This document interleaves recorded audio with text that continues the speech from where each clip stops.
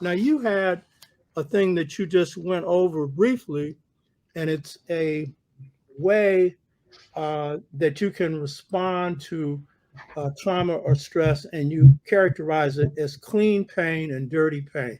Why Mm-hmm. don't you go into that a little bit more? Okay. Let me get to that slide. Uh, And the reason we're doing that is part of the question is how do you respond to this? You know, right. So, in Resma Mensah's book, In My Grandmother's Hand, he talks about clean pain and dirty pain. Um, and so, clean pain is pain that mends and can build your capacity for growth. And you experience it when you know exactly what you need to say or do, when you really don't want to say or do it, and you do it anyway. It's also the pain you experience when you have no idea what to do and when you're worried or scared about what might happen, and you step forward into the unknown with honesty and vulnerability. Some examples of clean pain are grief, sorrow, sadness, the loss of a friend or a loved one, death, divorce, separation, or friendship ends. Sadness and sorrow. Someone you care about is ill or has been in an accident, causing short or long term pain. Natural disasters or terrorist events. Being sad or upset. Someone does or says something to you that is intentionally hurtful. Regret.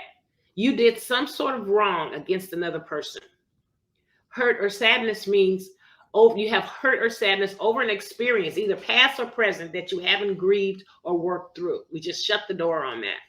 I have an example of clean pain. A friend of mine, her daughter died a couple of years ago, and she's still dealing with the grief of that. And we used to go out and have lunch, three of us, at least on a quarterly basis. And so she couldn't come out. She didn't want cards or anything as a result of the death of her daughter. Her heart was broken. And so she's experiencing this clean pain, and so much so where I called her and I found out that now she's living with Parkinson's disease. And my heart was just really, really broken. I mean, this was, God, I feel like crying. This was a woman who was so instrumental to me in my career at when I worked in San Francisco for the city and county of San Francisco.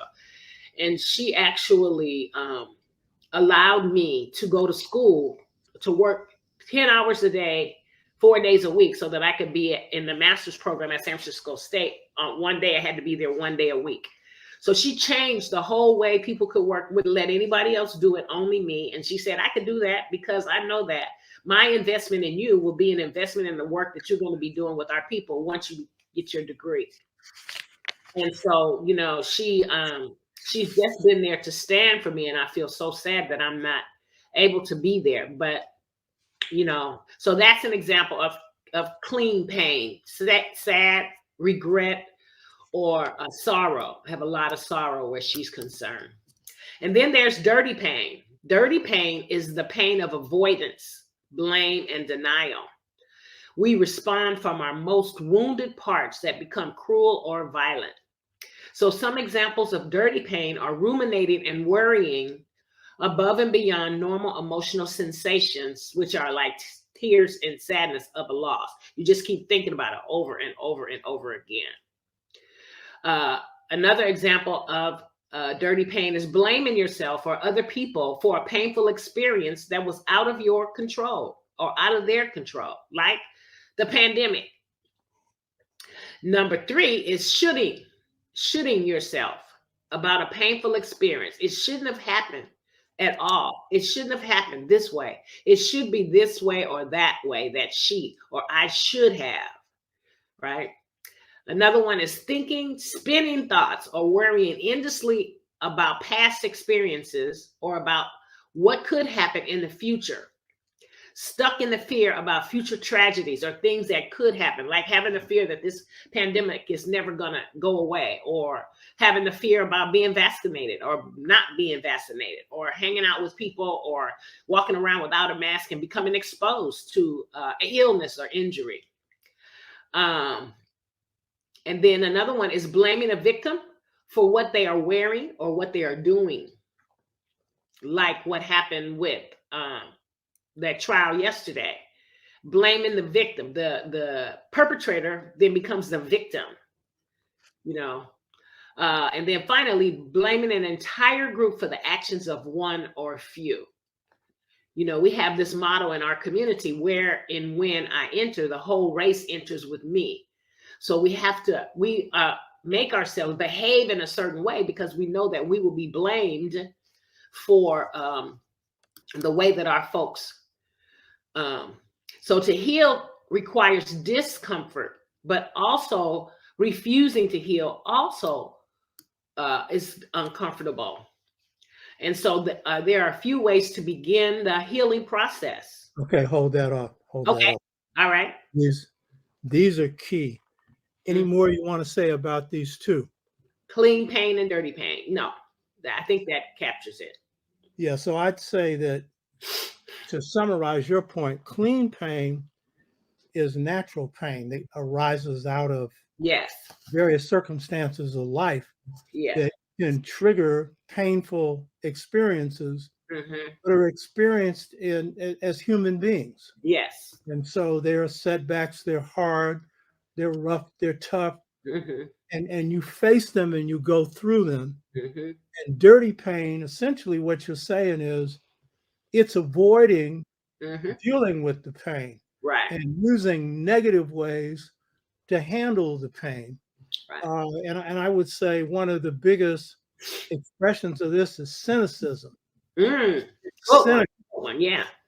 I know people who are in loving relationships, but for various reasons, because of something that's happened, one of the members may blame somebody for it. And then what ends up happening is the people around them end up suffering, who didn't cause whatever it is they're blaming people for. Mm-hmm. I know teachers who were great teachers until something was done to them that was wrong, and it may have been racist.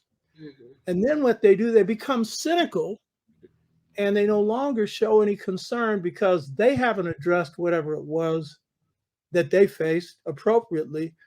Then they put it on their students, and they become poor teachers, because I call cynicism cowardice. One of the words that keeps coming through when you talk about dirty pain is fear. Mm-hmm. Keeps coming over. You kept saying fear of this, fear of that. Mm-hmm. That is, and my previous shows, I made the point that fear is the greatest roadblock to development. Mm-hmm. And I think you repeated it before. What does fear mean? What are those FEAR? What is it? False evidence appearing real. Yeah. So very often what we've constructed that we're fearful of isn't real, like death. Some people have the view that death is a negation of everything. That was my mother's view. You just go in the ground. And then, as I've said in a previous show, but she didn't walk around with fear, by the way. Mm-hmm. But after she passed on, my sister, who was on my shows on astrology, she had a communication on the other side with my mother. And she said, if she had known that heaven was so beautiful, she wouldn't have resisted dying so long. Because she told me she was living on borrowed time and her will was keeping her going for quite a while. So fear is the great big roadblock, and it's false, and it's taught.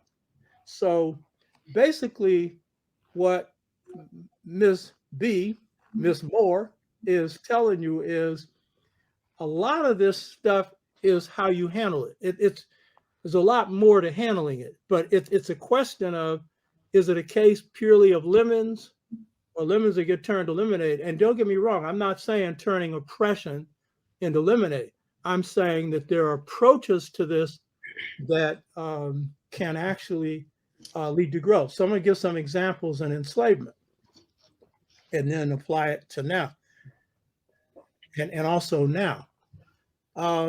We have the idea of post-traumatic slave syndrome, that the enslaved were just under the stress. Woe is me. They broke us. They dehumanized us. I keep telling you, cut that dehumanized us out. It was the savage who enslaved you who was dehumanized. Mhm. Yes, we got scars. A few of us were really messed up, but most of us came out with our humanity intact, with scars, with issues. And that's the truth of it. You know what I mean? So what was one of the attitudes that our people had coming into enslavement and during enslavement? Remember, these are Africans. At first, Yoruba, Asante, Dogon. What were they? One of them was this. They were divine beings here on earth. They had a mission in life. And their view was enslavement was interrupting their mission. Mm.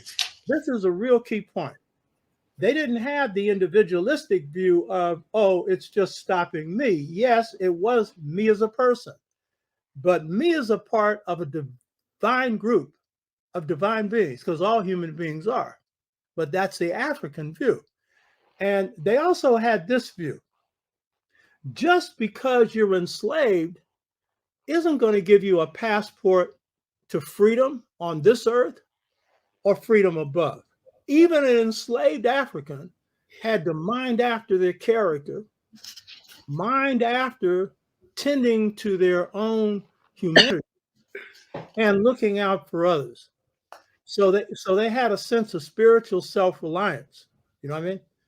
And it wasn't a woe is me, though it was woe is me, because you're seeing somebody getting their arm chopped off, whipped, 100 lashes, all the vicious stuff that happened. Yeah, you know what I mean? That's a terrible thing to experience. But they had this notion that within them, enslavement, which is unnatural and shouldn't exist, that they have to some way overcome it through rebellions, through work slowdowns, through escape, through whatever. You know what I mean? But the desire was for freedom, but there was a spiritual core at the heart of that. And so that was real key. And that sustained us. And then believing that God's within us, we're a powerful force. That was really the force that enabled us to resist. And that's why our leaders were mostly diviners and spirit people, like Nat Turner, you know, who was a spirit man. And most of our movements have had these two dimensions, the spirit part, the political part. So that's a part of it. And what I'd also say is that in trauma and stress, there's the trauma of oppression, and then there's the natural trauma or stress that occurs through life. And so in the case, for example, of destiny, and you know, we've covered this before, as your ka, or your kra, or your ori. These are concepts for people. This is real. Africans came in here believing they compacted with God in heaven. And they've got to resist this thing because this is messing them up in their expression of creativity. So our definition of freedom was to be creative. And so in enslavement, what do? We take the trauma of enslavement and come up with an art form. What does that say? I mean, that is really saying this clean pain you're talking about, which is caused by dirty pain in this case, but the response is a clean pain response. You know what I mean? Is we're going to create some beauty out of this, which is going to encourage us to steal away. You know, when you sang that song, you know, the slave master thought that was just stealing away, oh, to heaven. You know what I mean? You can have this world, but give me Jesus. You can have the world of enslavement. Give me that ship you brought me over here on, the good ship Jesus. You know what I mean? Soon I'll be done with the troubles of this world, going home to live with God. Soon I'll be done with the troubles of slavery and go home. God for them was a code word for freedom. Heaven was a code word for freedom. So that's, again, taking a negative and turning it into a positive. And we still do that. You know what I mean? Now, our art form continues to develop as one expression of that. So that's a key point.